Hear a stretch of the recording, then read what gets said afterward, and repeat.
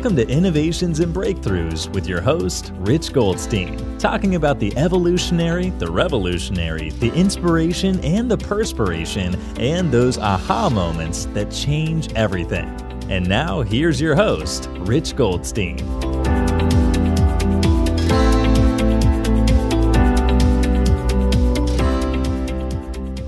Rich Goldstein here, host of the Innovations and Breakthroughs podcast, where I feature top leaders and the path they took to create change.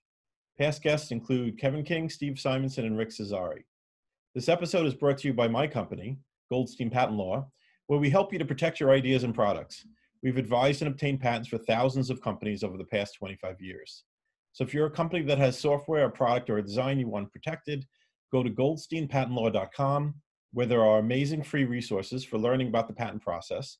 And you could email my team at welcome@goldsteinpc.com to explore if it's a match to work together. You could also check out the book I wrote for the American Bar Association that explains in plain English how patents work. It's called the ABA Consumer Guide to Obtaining a Patent. I have with me here today Carlos Alvarez. Carlos has been selling products both offline and online for more than 20 years.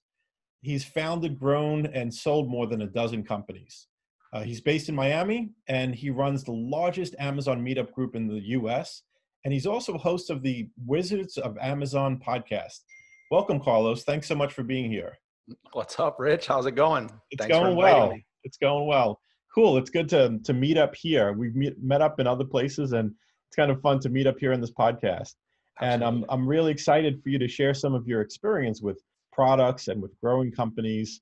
And I heard a story you once told that was kind of about how you had a business that was causing all kinds of trouble, and it ended up being something that someone wanted to buy. So do you want to tell me a little bit about that?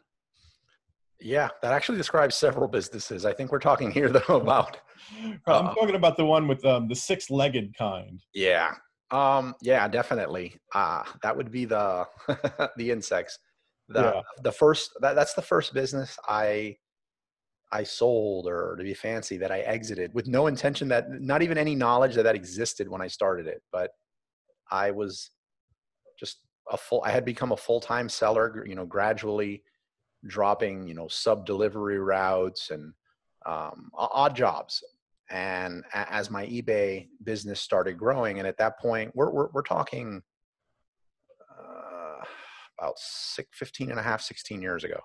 And as I started dropping those routes and doing this full time, my family and friends who I don't think had high expectations as to what I would be in life or how I would do, they invested a bunch of money, or they pulled together a bunch of money, which totaled $82,000 or something like that, and to help me grow or scale. And I immediately went to my supplier. The only supplier I had recently discovered Alibaba 6 months before, thought I was the only one that found it. And I had this adult novelty product, not original, just, guy wears it. And I guess that's enough for now, but I could get it for 16 cents and sell it for 20 something bucks. So I imagine the $81,000 that I'd get, $81,000 of that. Of inventory, right? Of inventory, yeah, of that one product. Because that's how you do it, right? It's like you take the money to buy that initial order, and then you're in business. Right, yeah, right. Yeah, that's what I thought. So I contact a factory, a guy named Elvis from Pleasure Chest. Factory still exists, and Elvis is still the salesman. They're an amazing company. And they told me what you would expect. We don't have $81,000 of this product sitting in our warehouse. So I didn't understand. I got pissed, and I immediately started searching Alibaba for someone that I felt would take me more serious. And I found someone who went by the name of Usman Sise and had a factory in Hong Kong, beautiful pictures and tons of pictures of my product that communicated that it was in stock and that supply was not an issue. And I sent him the money. And I'm sure everyone could tell by, this being the leading story and everything where this went, but I stole everything from me. So I didn't want my friends and family to know that I had lost their money. So I started selling little odds and ends, things that I had, I didn't have anything. My most expensive thing was a Movado watch, which I thought was just could buy a home. And I went and they offered me like $200 for this watch. And the other two things I went to go sell were two of my snakes, a Colombian red-tailed boa and a Burmese python. And I'm in a reptile store to buy them, each one in a pillowcase. Person in front of me is paying $25 for 50 live worms. So I wouldn't say clicked. There wasn't an aha moment because in my mind, I mean, teary-eyed, I thought, I'll dig all day to get these worms wherever they live, and I'm going to sell them to the store. It wasn't no e-commerce thinking. Like, it seemed a little better than collecting cans, right? That's only a nickel each. This is 50 cents each, right? Right. Yeah. Yeah, definitely. So, and I imagine I was just going to walk into the store with a bag of worms and the store would just buy them from me at the same cost that they retail them, right? Like, that's how out of it I was. Right. So smartphone in hand, in a daze, I wind up walking into a public library instead. And I find an article about a zoologist about how the zoos could save money breeding insects to feed their reptile department instead of paying top dollar on the private market for them. And then it started clicking a lot faster. I said, breed. So I don't have to dig for these things. They're just going to multiply and I can sell them. It's getting better. And that's what happened. I immediately went to go get bins and learn how to breed everything I could research on these things. They're cannibalistic. So if you breed them in a bucket, they eat the babies. So they didn't work. So I had to really figure out a type of enclosure to have them. And this enclosure needed to also cost under 50 cents. So I started just driving by garage sales and buying every weird bin imaginable and making these things. Fast forward, I think 9 months, 10 months, ex-girlfriend left. She was just like, that was enough. And it was already really embarrassing, to be honest, Rich. It was back then, it's different if I'm starting off and we're going to a networking event and they're saying, what are you? I'm like, I'm a patent attorney. Like you're at the top of the food chain right there. But when you're an adult, yeah, that's really, really legit, right? Yeah, that's legit. That's as legit as it gets. And imagine being at a networking event over 14 years ago and you said eBay. No one even knew what Amazon really was back. I mean, you said eBay, you were just seen as a failure. That's something a juvenile does for a summer hobby. It was not a career move. Right. So that was the last straw for her. And then the insects in the house. I mean, that was just it. And she leaves. I get a knock on code enforcement one day telling me I needed to throw this stuff out. We're at 3.5 million crickets at this point, mind you. And other insects, but 3.5 million crickets going off is deafening. And I bluff them. I get it in a warehouse of a friend. Fast forward another year, more or less, roughly around the year mark. And I wind up getting approached and somebody wanted to buy my company. I wind up exiting for $2.6 million. I think I got a bad end of that, but it was the best thing for me at that time. Mm-hmm. And I tried not to look back. Yeah. Wow, that's amazing. So, and then, so you took the lessons from that and you rolled it into something new. And it seems like that's what you've been doing, right? Is you've been moving from one thing to the next. And so at this point you've sold and you've built and sold a number of companies. So currently what's the biggest thing that you're working on? Biggest thing that I'm working on. That's a really good question. I think the biggest thing I'm like actively involved in right now is scaling my agency, mm-hmm. Like the consulting, marketing, management, Bluebird Marketing Solutions. I'm also focusing on a lot of projects like in the voice technology space as they complement my physical products, like Alexa-based Alexa skills. And the reason I don't say my products first, even though they, that's what's paying the bills, is I pretty much have them on cruise control. Mm-hmm. I have KPIs set up. I have a team. I only log in once every 2 weeks, which is unlike that early stage where I logged in every minute. Right. So I'm not really there anymore. And last year and a half, I haven't launched one of my own products just because my son's recently born and now my daughter. So those were my launches. And so, yeah, those are my main focuses right now. Got it. And so the products are pretty much on cruise control, but I'm sure it took quite a bit to get it there. So let's roll it back a little bit and talk about kind of what it took to launch some products. And so originally you were selling crickets. Yes. And then you moved on to? Then I got into beverage chilling devices. We were one of the first people to get into whiskey stones.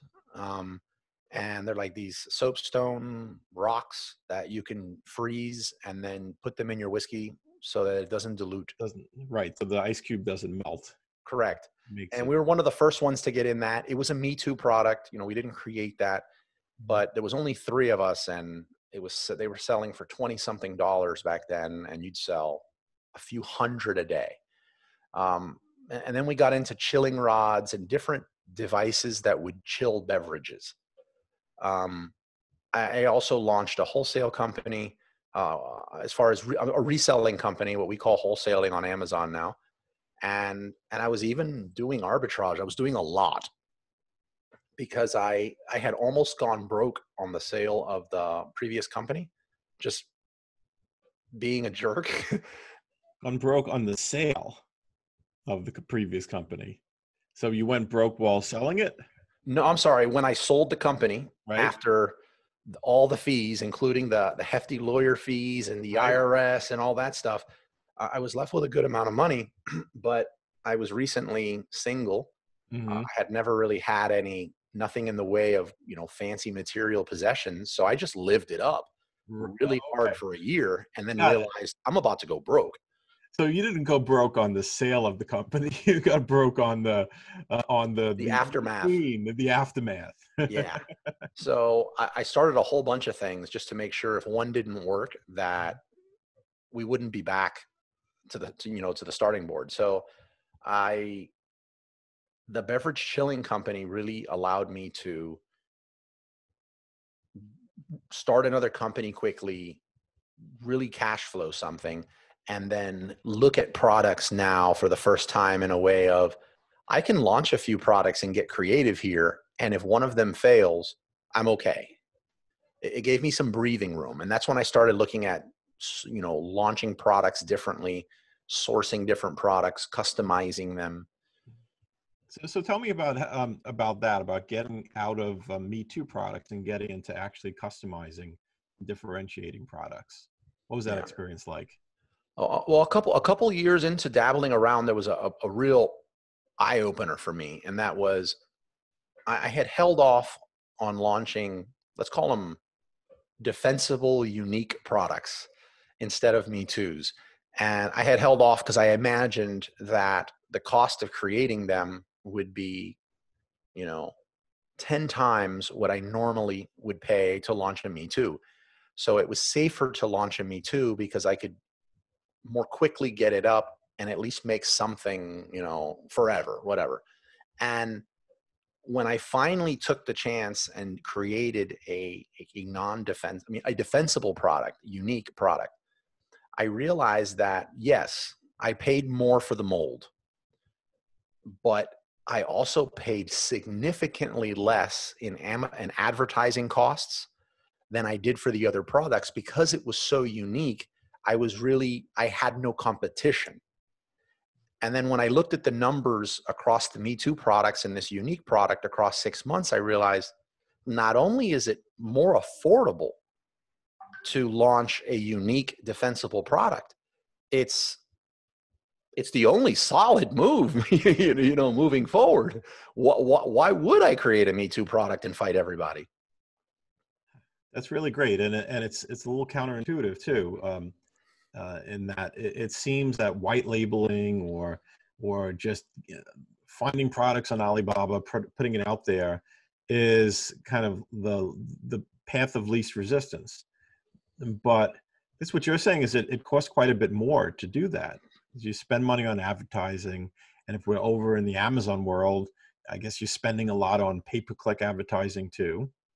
And so if you're differentiating by making your own product, then there's a uniqueness there that could help you to avoid advertising expense, get some attention, press releases, attention on social media, things like that. And it actually, it sounds like you found that to be the easier way.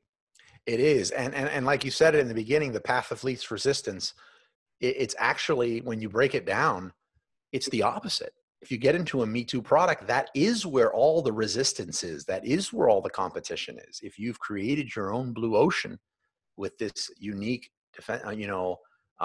defensible product, that is the path of least resistance. The only thing then is it boils down to risk. And if you, the less experience you have in selling online, the greater you perceive that risk to be. Well, I'm just getting into this because I see on my tools where this exact thing is behaving this way at this price and with these promos and with this giveaway strategy.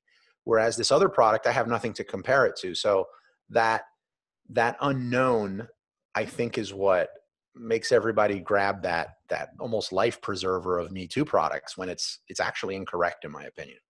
Yeah, and also when you're talking about Me Too, I guess to some extent, you know that there's already a demand because people are selling it. If you're differentiating, making your own product, it could be, it could be a big hit, and it could be a total flop. You could totally miss the mark. And I guess that's what you're saying is in terms of instincts. It really, it's a matter of relying on your instincts when you're doing that. Yeah. Yes. My experience, though, has said, even with a Me Too, there's actually more people. I'm totally guessing here, but I think I'm correct. There's more people that have failed on a Me Too product than have failed on a unique defensible product, just because there's so many more people doing it. Yes, right. Absolutely. So I would even say that. Also, let me say this: I'm not saying that I ever felt it was a good idea to create a unique product that no one's searching for yet. So I think that's suicide on Amazon. If no one's searching for it on Amazon, you don't exist. So I'm saying that if we're looking at a French press here, and I figured out a way to do some unique things to this French press, but it is still a French press. It's still, the end result is going to be a pot, a French roast pot. And your customer is still searching for French press. Yes. Yep. Right. So I think your odds are significantly better. Even if you're not aesthetically pleasing, I think your odds are much better. Yeah. Oh, that's really great. And so now, in the course of innovating some of these products, I guess tell me about the experience you've had with IP, acquiring IP and defending IP, and the role that it's played in exit. Yeah, my first experience with IP was on the wrong side of it. I've sold several brands in the tobacco accessories space on Amazon. And in one of those brands, we decided to get into humidification devices. So we found a competitor's humidification device and we bought it. And then we sent it to our factory in China. My ignorance is not a defense, but we were very, very ignorant, right? And we sent it to China. And at that point, just as bad luck or bad luck, even depending on how you look at this, my business partner and I used to be the one communicating directly with China. So he had no experience communicating directly with China, and we switched roles. So now this sample arrives to China. They're asking questions about it, and their questions are, do you want us to make it exactly like this? And he said, yes. And they're like, you sure exactly like this? And he said, yes. So they did exactly what he said. No issues at all throughout this whole process. We paid for molds. We did everything. And clear as day, I remember the container getting here. We were still working out of an extra space storage unit at that time. And it was raining. We had these pallets with our goods and we were tarping them, but we just had to see you want to just take out one of your products on each and look at it and like take a sigh of relief or rejoice. And we did. And it was, you know, one or two styles of humidors that were new, a few cigar cutters, and then there was this humidification device. And we opened the box, and I guess, you know, it was identical even to the brand name, and even their brand name was on it, and their patent numbers. We picked a patented product. We even put their patent. Did. Their patent numbers were on it, and this was the huge mistake we made. This is totally wrong on my part. I said, we looked at each other, and we were all in on this. Like, we had money rolling from these other sales and these other businesses, but we still hadn't learned cash flow and some business things. So we were always grow faster than the money was coming in, taking on investments. So we said, we can't take a loss on this. We can't take a loss on this order. And we made the very, very stupid decision to say, well, what's the bare minimum amount of these products that we would need to sell to just recoup our money? Right. And we figured out that number, and we never reached it. We got a knock on the door, we got served, and my life ended. You know what I mean? So my life ends. I look for an attorney, you know, a patent and trademark attorney, to defend me in this. And I found one, and it'll never happen again, but if it ever did, I'd be calling you.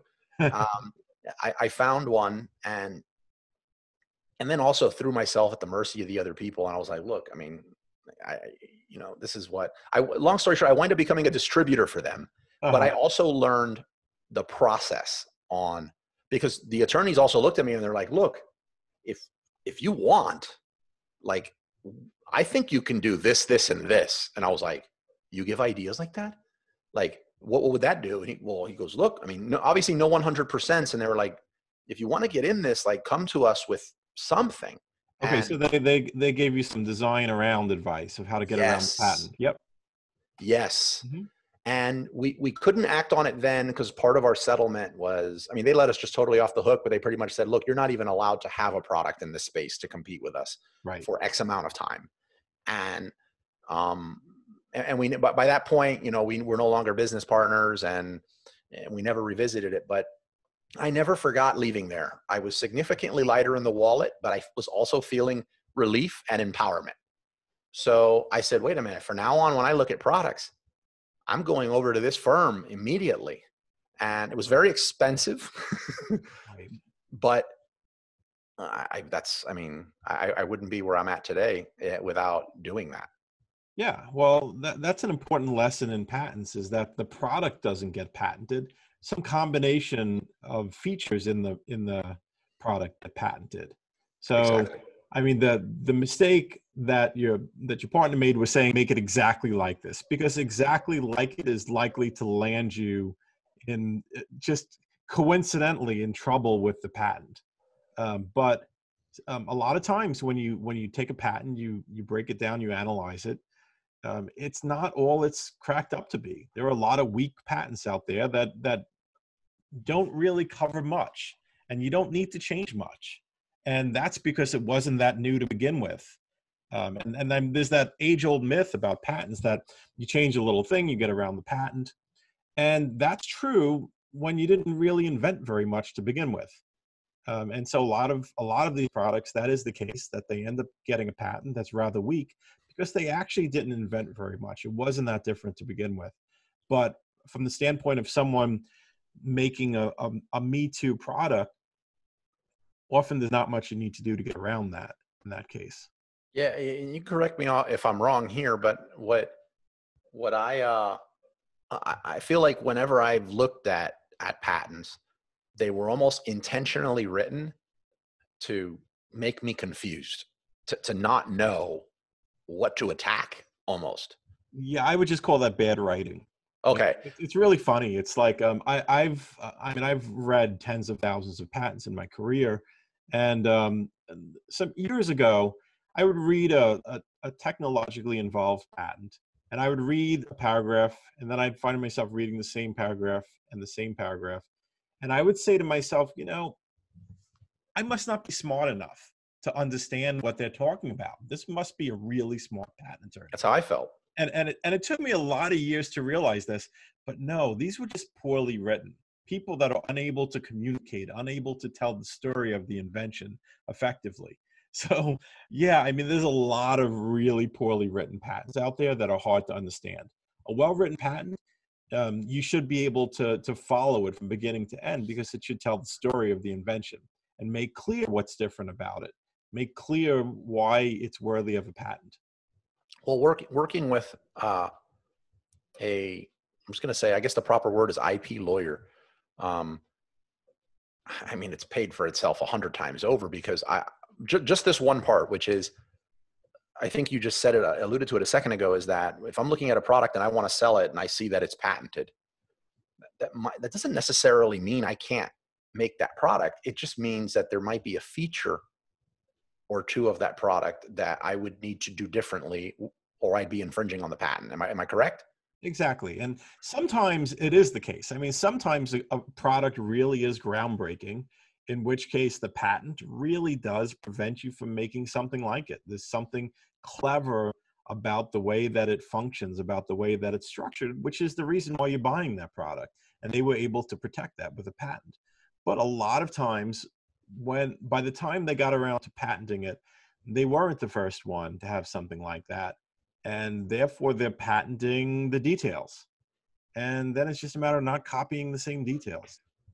Right. And it's an important lesson if you're on the innovation side. If you're the one innovating the product, you want to find out not just if you can get a patent on it, but whether you're going to get a patent that's actually going to cover the thing that matters to the market, the thing that matters to your customers. Because if you're not, then it might not be worth patenting. Yeah, well, that journey has brought me to like almost a scale that I have. I don't have it written out, but I'm sure I could verbalize it. But a scale of defensibility of a product. One meaning it's a 1 and 2 is like, it's just, you saw it, you looked on AliExpress, it's available exactly as is. You know, that's just an accident waiting to happen. That's the type of products that people super inspired after a webinar and some available credit on their credit card jump out and purchase with no clue how to even list the product, and probably can be brought over by air. Then on the opposite end of that, we have IP. I try to, which would be 9 and 10. I try to stay at a 7, 8, 9, and 10. That's, or else I'm not even interested. I'm not interested in selling anything, 6 or below. Yeah. And I think you've had some experience where the IP really created, it was a big value at the point of exit. I remember you telling me something about that. Oh, absolutely. Yeah. I mean, that plays a huge part in the actual exit. Yeah. And I think there's something that you actually, I think, made more money through licensing than through anything else. Yeah, a separate business. I have all of them in different businesses, and this particular one is in the wine accessories space. It's in the decanter space, and I'm not even sure this is the right thing to do, but how we did it was we decided we want to get into this space. We wanted IP.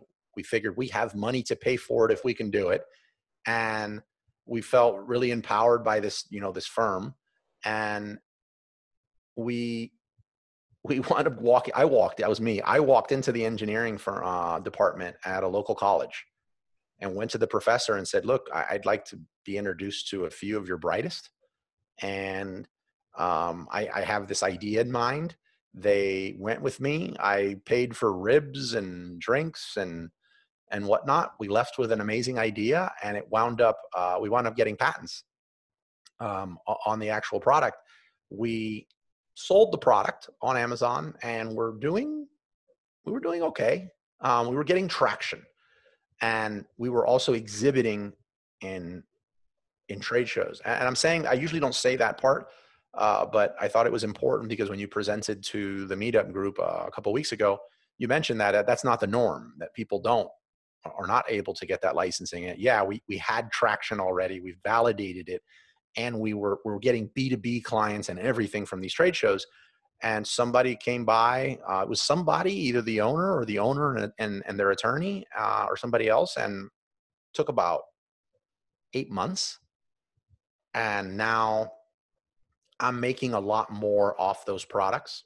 It was a line of products through licensing to them than I ever did selling it. Yeah, that's awesome. And that's what I like to call path C. People think of two different paths, path A and path B. Path A is you have an idea, you manufacture it and you sell it yourself. Path B is you find a company that likes the idea and is in the right business to capitalize on it, and you license them the idea so that they're manufacturing and selling it and paying you a royalty.